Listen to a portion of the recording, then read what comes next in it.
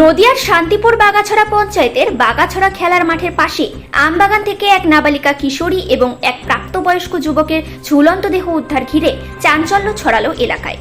মৃতা কিশোরীর পরিবার সূত্রে খবর, বাগাছড়া নিবাসী গৌতম মণ্ডল নামে এক যুবকের সঙ্গে গতকাল বিকেলে কফি খাওয়ার নাম করে বেরিয়ে যায় ওই কিশোরী। এরপর পরিবারের লোকজন বারংবার ফোন করলেও তারা আসছি বলে দায় সারে। এরপর মৃতার দাদু ফোন করলে ওই কিশোরী জানায় তাকে মুখ বেঁধে তুলে আনা হয়েছে।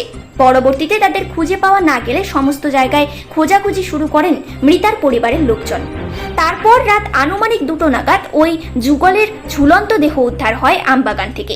যদিও মৃতা কিশোরীর মা জানান তার মেয়ের সঙ্গে ওই যুবকের বন্ধুত্ব হয়, কারণ মৃত যুবক মৃতা কিশোরীর ভাইয়ের বন্ধু ছিল। তারপরই এই দুজনের মধ্যে সম্পর্ক গঠিত হয়। তবে মৃতা কিশোরীর দাদু জানান তার নাতনির সঙ্গে খারাপ কিছু করে তাকে খুন করে ঝুলিয়ে দেওয়া হয়েছে। এই ঘটনা ঘটার পরই শান্তিপুর থানার পুলিশ গিয়ে ঝুলন্ত দেহ উদ্ধার করে শান্তিপুর হাসপাতালে নিয়ে এলে কর্তব্যরত চিকিৎসকরা দুজনকে মৃত বলে ঘোষণা করেন এবং শান্তিপুর থানার পুলিশ ময়নাতদন্তের জন্য রানাঘাট পুলিশ মর্গে দেহ দুটি পাঠানোর ব্যবস্থা করে। তবে কিভাবে মৃত্যু আর কেনই বা মৃত্যু তা খতিয়ে দেখে তদন্ত শুরু করছে শান্তিপুর থানার police. Bureau report, news prime Times. দাদু হয়। আচ্ছা, মেয়ের কি নাম? মিলি দাস। বাবার নাম? ইন্দ্রজিৎ দাস। আচ্ছা, ওই ইন্দ্রজিৎ দাসের কয় ছেলে মেয়ে? এক ছেলে এক মেয়ে। মেয়ে কোন ক্লাসে পড়ে? মেয়ে ক্লাস 6-এ পড়ে। হ্যাঁ, এবার বলুন কি হয়েছে কালকে? আপনারা কখন শুনলেন প্রথম?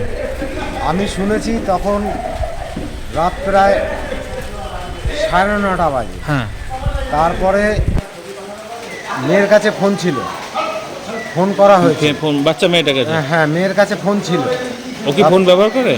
ফোন ব্যবহার করে বলতে ওর মা ব্যবহার করে, তো সেই ফোনটাই। আচ্ছা, তা সেই ফোনটা ওর কাছে ছিল। তখন ওই ফোনে ফোন করা হয়েছে যে বলছি তুই কোথায়। তখন ও বলেছে যে এরকম আমাকে মুখ চেপে আমাকে তুলে নিয়ে গেছে বাড়িতে। ও তখন একা ছিল। কে নিয়ে গেছে তুলে? ওই যে ছেলেটা মেরেছে। কি নাম তার জানেন? ওর নাম হচ্ছে গৌতম মণ্ডল। কোথায় বাড়ি? ওর বাড়ি হচ্ছে বাগাছড়া।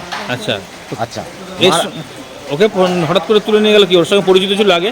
হ্যাঁ, যাওয়া আসা ছিল ছেলেটা। এবার কথা হচ্ছে, তারপরে আমি ফোনে কথা বলতে চাই কিন্তু আমার সঙ্গে তার কথা বলে না ভয়তে। তা মেয়ের মা কথা বলেছিল। তখন আমি সেই মুহূর্তে আমি সময় নষ্ট না করে আমি মেয়ের বাড়ি, ছেলের বাড়ি অলরেডি আমি যাই। আচ্ছা, কটা বাজে তখন মোটামুটি? তখন বাজে প্রায় রাত 11:30।